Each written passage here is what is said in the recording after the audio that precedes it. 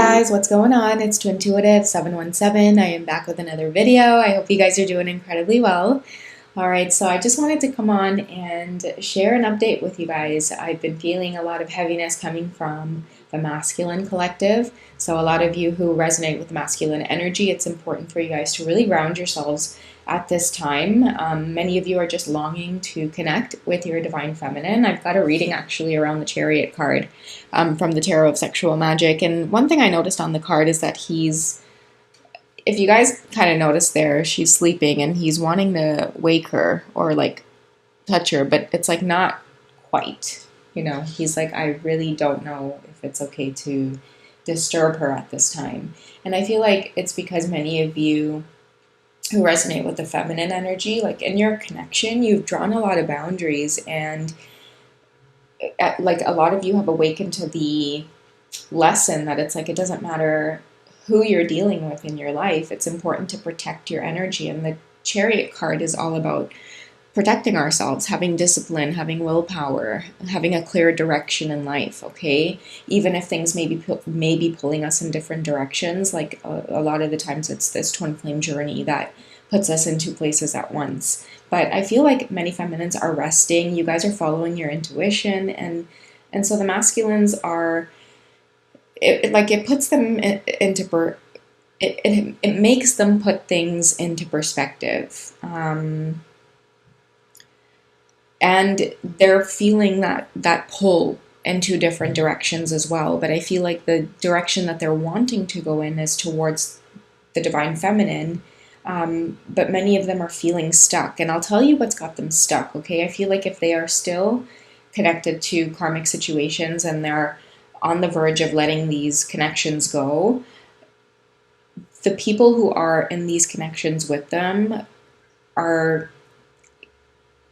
it's almost like they have another set of lessons for the divine masculines to go through about standing up for themselves and letting go and making a decision to go in another direction. I think that for this divine masculine, they are being made to feel crazy for following their heart, you know what I mean? But it's like for them, it feels right. Like it just feels like what they should be doing. So many masculines are stepping up to that emperor energy, okay? Doing the right thing, making the right decision. And I talked about this on Patreon as well, but I think for many of the divine feminines, a lot of you are standing strong, like with your own boundaries. So many of you are deciding that it's like, you know what, commitment is important to me. Being with someone who I can rely on is important to me. Many of the divine feminines, you guys have children, okay? And depending on your circumstances or whatever the case is, I feel like you guys are putting your foot down and saying, okay, I like you're talking about what it is you want more in relationships, and you're getting comfortable with doing that. And even if it's pushing you away from your divine masculine, I feel like the purpose of your divine masculine is to push you away from things that may not resonate with you. Or even though your divine masculine presents this lesson of like, oh, it's so hard to let go, it's like the moment you do, you are moved in the direction of things that are naturally aligning with you. And for many of you, he's approaching her in her time of silence, because when she's in this place of attracting what it is she wants, because she's upholding her boundaries, I feel like it signals the divine masculine to match her manifestations, because many masculines may not realize, but it's like your divine feminine feels the way you do. You only want her and she only wants you. But at the same time, there is this openness to just whatever the universe has in store, whatever works out in divine timing. And I feel like that sometimes makes the divine masculines nervous, because they're not quite in that place of just being open to whatever manifests. And I think for a lot of them too, they just maybe don't like the idea of thinking about their divine feminine with someone else. But let's get some messages here from the... Oh, sorry for that loud bang. I don't know what's going on downstairs. But yeah, I'll get some messages just to clarify the masculine's energy here around this Chariot card, because I do feel a lot of them wanting to come towards you. Many of them are in a hermiting mode where they're just withdrawing, they're doing the inner work, they're only letting people in their lives on like a need to know basis. A lot of people around them are seeing them change and shift, and they don't really care what people have to say about it. Many of them are getting clear messages that it's only one life to live at this point. And it's all about energy. And I think a lot of the divine masculine, his energy is like overtaken by this whole twin flame connection. And I think that that's the same for the divine feminine, except she's been doing a lot of work to focus her energy elsewhere, because, sometimes when they're not aligned in this way, it teaches them both a lesson to have more discipline, move towards the things that you truly love, despite the obstacles, right? Those obstacles might come in the form of people, places, and things. All right, so let's see what the divine masculine is thinking about. Okay, so I had a few that fell. Let me just grab them.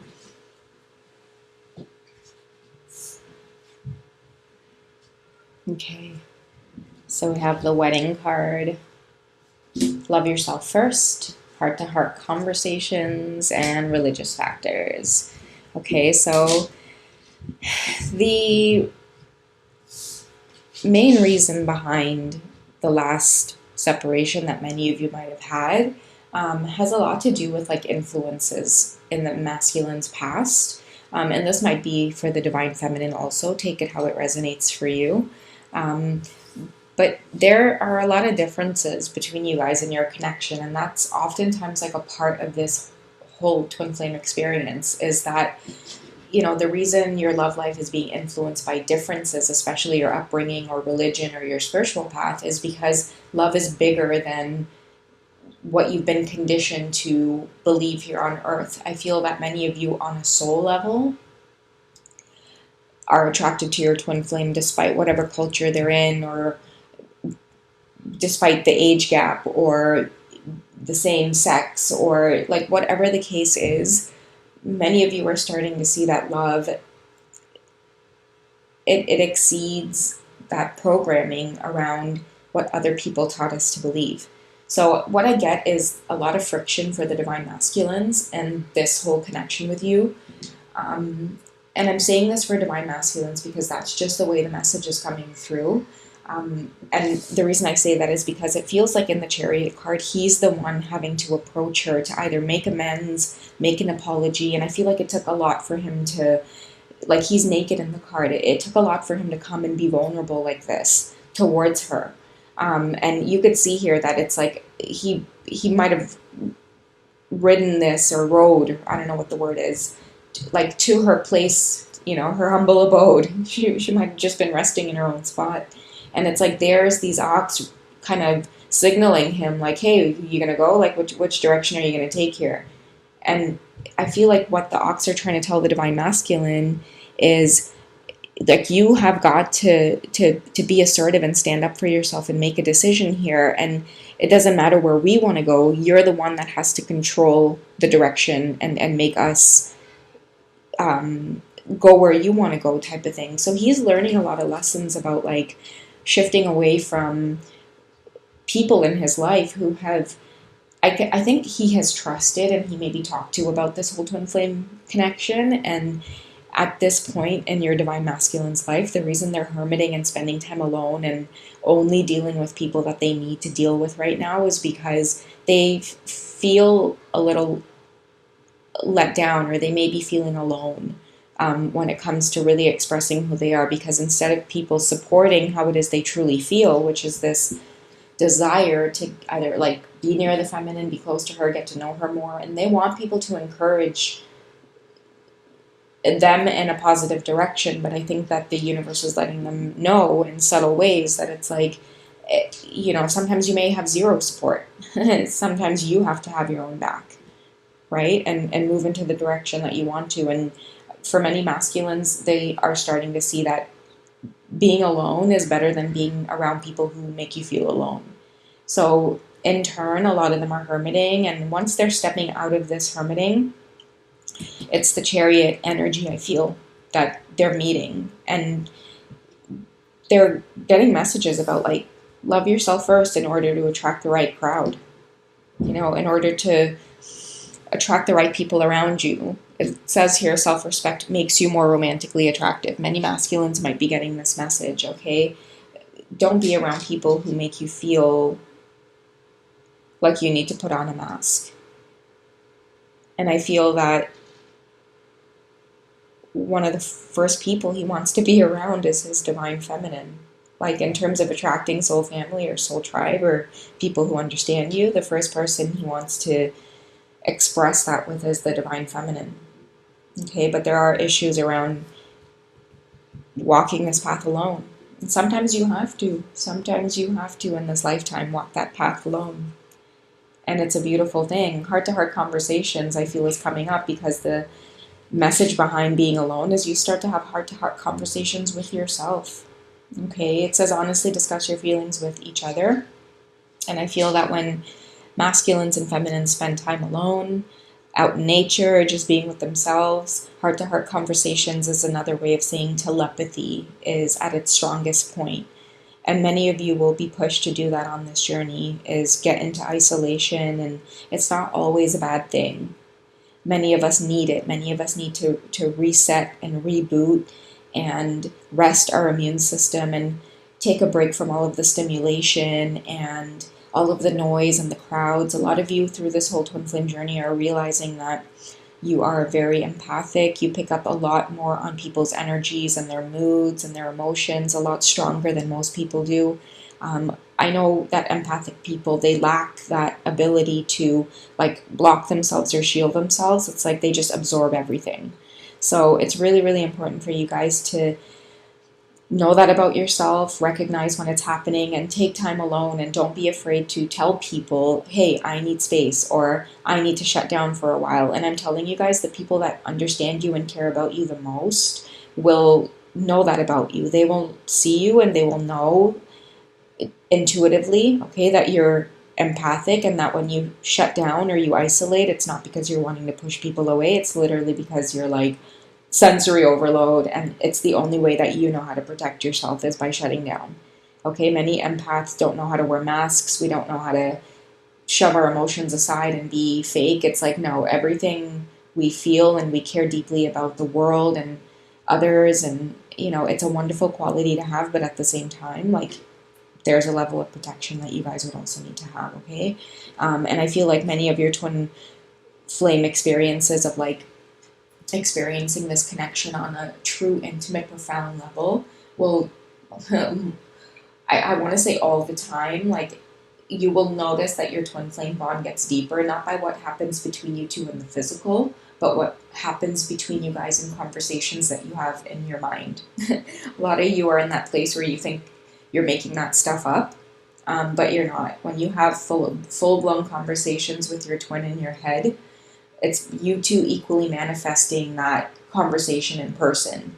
717 is like when you start seeing 717 a lot, pay attention to whether or not you're having a lot of telepathy with your twin, whether or not you're imagining conversations that you're going to have or stuff that you really can't wait to tell them. You guys are literally manifesting like a moment together.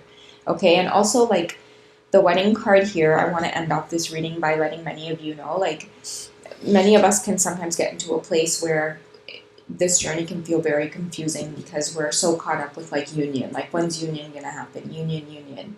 For me, like, the minute you recognize who your twin flame is, the moment you have that exchange of like, hey, like, you feel this? Because I feel something. And you both are like, yeah, I feel this. Like, that's pretty much union. Because the whole push and pull and triggering each other is a lifelong lesson until the very end. There's no end to healing your wounds, and that's like an everyday thing by now. If you guys have been on this journey for a while, you guys just know, like, the towers are part of it. You know, that's why many of us are connected to these readings, and we have been for years. You know, it's because the tarot is timeless, you know, because we're always continuously going through these cycles. But each time we become more and more seasoned, more and more experienced. We walk more and more towards the Emperor and the Empress energy.